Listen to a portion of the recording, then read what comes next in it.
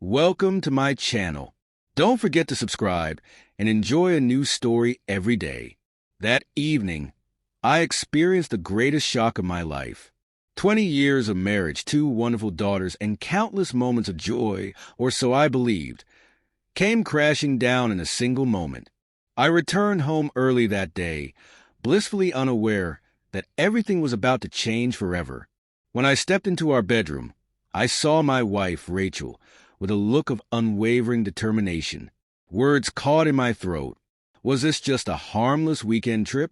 Or was it a betrayal that would shatter the very foundation of my life? My name is Thomas Wilson. At the time, Rachel and I had recently celebrated 2 decades of marriage.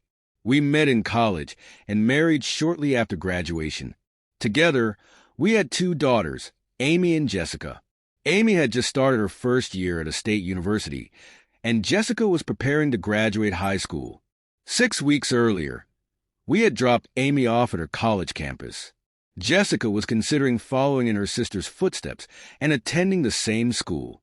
Like typical siblings, the girls often bickered, but their bond was undeniable. Amy's departure left a noticeable emptiness in our home. We were proud of her, of course, but the silence was hard to ignore. I worked as a partner at a large accounting firm, and Rachel held a supervisor role at a construction materials company. Though she had majored in English, her career had taken a different direction in the corporate world.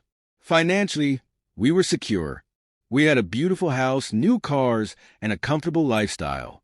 But as Amy moved away, I noticed Rachel becoming increasingly distant. At the time, I chalked it up to the adjustment of having one less child at home. That Friday, I left work early. Jessica was away for the weekend on a school camping trip, leaving Rachel and me alone. I saw this as an opportunity to rekindle our connection. I imagined us sharing a romantic evening together, an attempt to address whatever had been weighing on her. When I arrived home, Rachel's car was already parked in the garage. That surprised me. She must have left work early, too. I walked inside, calling out, "Honey, I'm home." "I'm here," she replied from the bedroom. As I stepped inside, I saw her sitting in front of the mirror, applying makeup. She was wearing the black dress I had given her last Christmas, and the pearl necklace I knew so well. Beside her lay an open suitcase, half packed with clothes. My heart began to pound as I took in the scene. "Are we going somewhere?" I asked, my voice tinged with both excitement and uncertainty. "You didn't tell me, but I can get ready quickly." "Where are we headed?" Rachel looked down, avoiding my gaze. Her words came slowly, deliberate and heavy. "Thomas, I'm going away this weekend. I wasn't planning to tell you, but since you're here, I need to explain." "Away?" I echoed, confused. "What do you mean? A business trip?" "No," she said, her voice calm but firm. "I have the date." The word felt like a thunderclap in my ears. A date? My wife of 20 years, my partner through everything, was telling me this? "What are you talking about? We're married, Rachel. This isn't some open relationship. How could you?" She raised a hand to stop me, her expression resolute. "Thomas, it's not an affair. It's just a weekend. I've been feeling lost since Amy left. This is something I need to do for myself, to figure things out. It's like therapy. I'll come back on Monday, and everything will go back to normal." "Normal?" I choked out the word. "You think this is normal? How can you expect me to accept this? How long has this been going on? Who is this man?" "He's married too," she admitted. "We've only met a few times for lunch. That's all. This weekend isn't about an affair. It's just for me. Please try to understand." "Understand?" The word lit a fire in my chest. "You think spending a weekend with another man is somehow going to make things better between us? You're asking me to give you permission to destroy our marriage." "Yes," she said firmly. "I need this to feel alive again. Please, Thomas, give me this weekend. I'll come back, and nothing will change. I promise." For a moment, I couldn't believe what I was hearing. This wasn't the woman I'd spent my life with. She seemed like a stranger wearing Rachel's face. Struggling to contain my emotions, I said, "If this is what you've decided, I won't stop you. But think carefully. You have until your Uber arrives to change your mind. Keep your phone on, for your safety." Rachel hesitated, then nodded. "Thank you, Thomas. But promise me, you won't try to follow me or ruin this for me." "I promise," I said, though my heart raged with conflicting emotions. When her Uber arrived, Rachel wheeled her suitcase out the door without looking back. And just like that, she was gone. The moment she left, I grabbed my phone. If Rachel was choosing to explore a different path, so would I.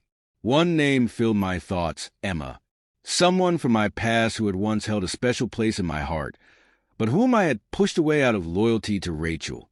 It was time to rewrite my life. It was time to make the call. "Hi, Emma. It's Thomas," I said, my voice unsteady yet determined. Hearing her warm, familiar tone brought a wave of nostalgia. "Thomas, wow. It's been years," Emma replied, her voice tinged with both surprise and warmth. "I've often wondered how you've been." I took a deep breath and told her everything. About Rachel's decision to spend the weekend with another man, and my realization that I couldn't continue in this marriage any longer. Emma listened silently, letting me pour out my emotions. Finally, she spoke. "What do you want me to do, Thomas?" she asked gently. "Emma, years ago, I made you a promise," I said. "If my marriage ever ended, I would reach out to you. And here I am. I'd like to spend this evening with you. I just need to talk, to be with someone who understands." There was no hesitation in her reply. "Come over," she said. I arrived at her house, and Emma greeted me at the door with a warm, inviting smile. Her kindness and understanding felt like a balm to my wounded heart. That night, we talked for hours. I opened up about Rachel's betrayal, the storm of emotions I was navigating, and the bond Emma and I had once shared but never pursued. As the night went on, a long-suppressed truth surfaced within me. I didn't just want one evening with Emma. I wanted a lifetime. The weekend I spent with Emma was transformative. Emotionally and physically, I felt whole in a way I hadn't in years. Rachel leaving had, unexpectedly, set me free. On Sunday evening, Rachel returned home. She walked in with a confident smile, her eyes sparkling. "See? Nothing's changed," she said breezily. "I'm back, just as I promised." The same Rachel. But she couldn't see what I now knew. Everything had changed. That weekend had been a revelation, a turning point. Even if I tried to convince myself I still loved her, my heart refused to agree. I listened to her words, calm but detached, processing them as though I were taking mental notes. Finally, I spoke with clarity and conviction. "Rachel, I began. This weekend has made me realize that our marriage is over. I'm not saying I can't forgive you, but I can't continue living like this. Tomorrow, I'm starting the divorce process." Her confidence crumbled. Relief faded from her face, replaced by shock and fear. She pleaded, cried, and begged for another chance, but my decision was final.